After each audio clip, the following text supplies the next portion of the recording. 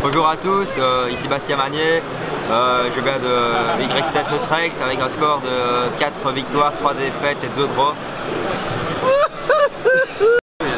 Bon bah voici le deck profile de True Draco que j'ai joué à l'YCS. Donc je joue un Dynamite, comme la base de True Draco. Il sert juste à mettre le piège face-up, avoir Apocalypse ou Return pour réinvoquer les monstres et pouvoir se défendre. Je joue 3 Ignis. Alors à cet YCS, j'aurais préféré jouer 3 Maiden, mais une de mes cartes que je joue dans le deck, donc c'est deck Lockdown que j'expliquerai plus tard dans la vidéo, ne me permet pas d'en jouer 3. Donc je joue 2 Maiden. Le ratio normalement c'est 3 Maiden, 2 Ignis, mais voilà, ce ratio m'a bien plu.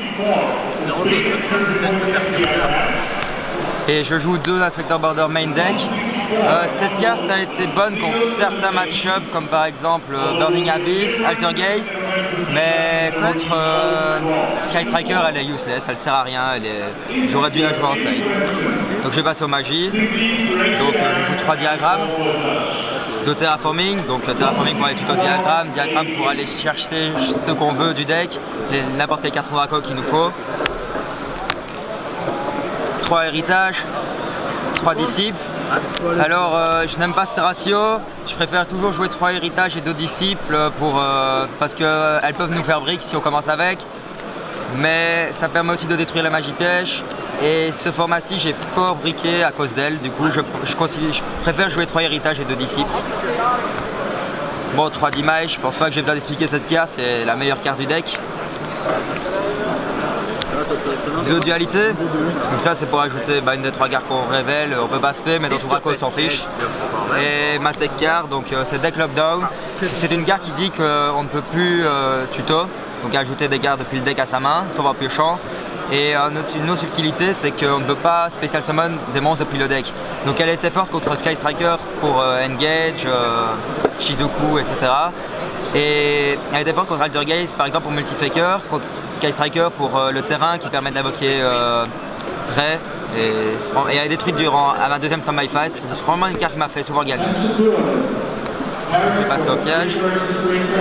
Donc 3 Apocalypse, un Return, c'est la base des True Draco. 3 Gozen Match. Alors cette carte peut tuer le deck True Draco, mais on joue souvent autour et justement l'adversaire doit jouer autour et va souvent la détruire pour que nous on puisse quand même jouer. Et c'est surtout pour ça que je joue 3 Ignis, parce que c'est le feu, tu peux faire Volcazor si tu as time.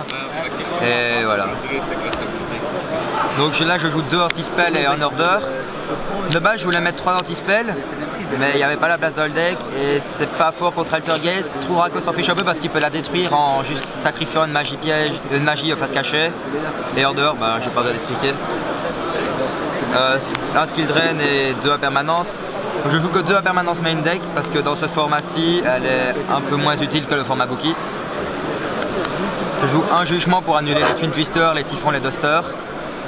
Et je joue une seule cascade contre Evenly si on me fait Evenly et que j'ai Maiden pour piocher 2.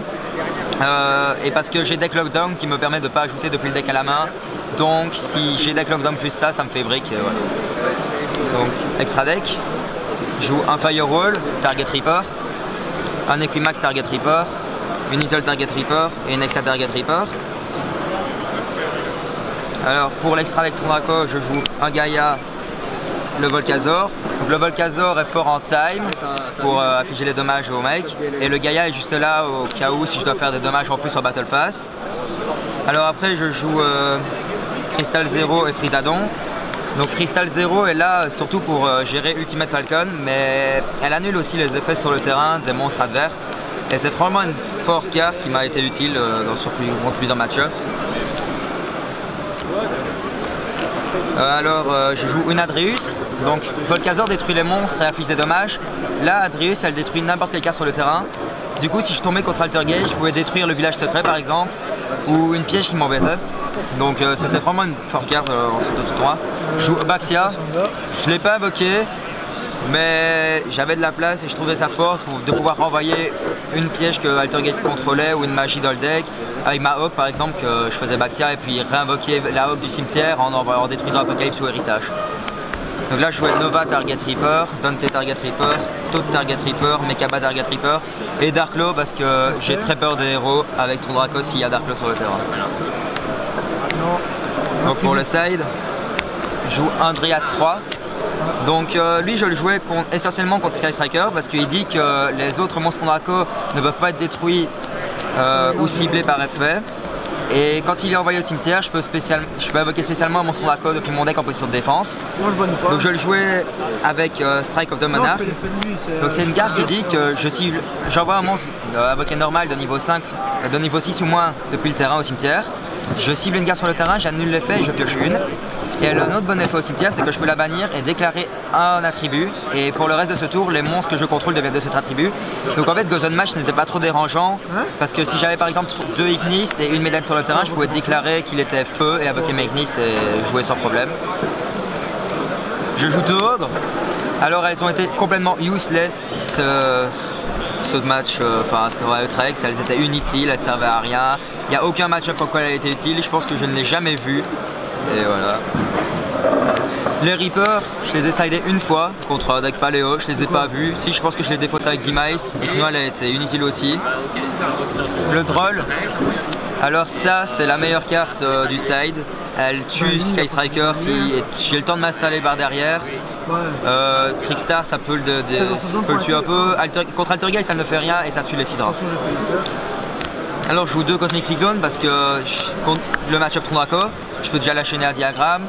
Contre Altergeist, je peux bannir son protocole ou sa manifestation pour pas qu'il la récupère avec Silky sous sa manifestation.